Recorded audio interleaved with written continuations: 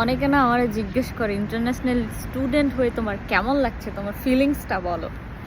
তো সেক্ষেত্রে আমি একটা কথা বলি, একটা গল্প আমাকে আমার একটা ভাইয়া একদিন শুনাইছিল। গল্পটা ছিল এমন যে 2 দিন পর ঈদের দিন ঈদের সালামি পাইছে সবাই মিলে।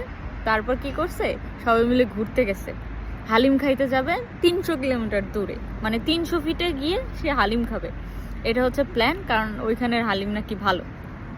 পরে সবাই মিলে গেল 300 ফিটে, হাতে যত টাকা পয়সা ছিল সব নিয়ে 300 ফিটে গেল, যে হালিম খাবে। গেল, যাওয়ার পরে হালিম অর্ডার দিছে। প্রথম জন নিয়েই সাথে সাথে মুখে দিছে।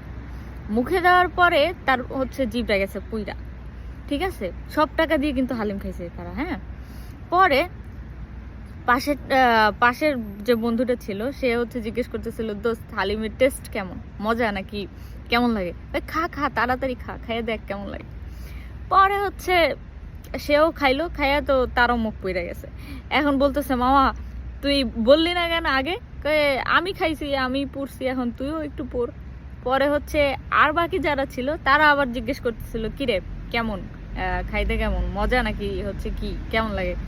পরে ওই বন্ধুটা বইলা দিতে চাইতেছিল আগেরটা, পরে আরেকজনে থামাই দিছে, তারা আমগো মুখ পড়ছে তাতে কি, অগৌ পুরুক। পরে ওরাও খাইছে, অগৌ মুখ পুড়ে গেছে, ঠিক আছে। পরে সব টাকা পয়সা দিয়ে হালিম খাইলো, কিন্তু হালিমটা মজা ছিল না, কিন্তু খাইছে। পরে বললো যে এত দূরে আসলাম হালিম খাইতে, কিন্তু মুখ পুড়ে গেল আর টাকাও শেষ হয়ে গেল, কিন্তু পেট ভরছে। এখান থেকে এই শিক্ষাটা পাইল যে গরম গরম কোনো কিছু ভালো না, কিন্তু বাড়ি থাকলে যে অনাহারে থাকতো, ওই অনাহারটা হয় নাই, পেটটা ঠিকই ভরছে, পেট ভরছে, ঠিক আছে। না খেয়ে থাকার থেকে পেট ভরা থাকা ভালো।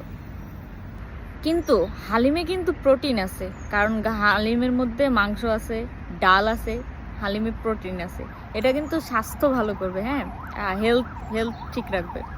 প্রোটিন আছে, খাওয়া ভালো, পেট ভরছে, সাথে স্বাস্থ্য ভালো থাকবে। হালিম খাওয়া ভালো, মাঝে মাঝে খাবেন কিন্তু, হ্যাঁ।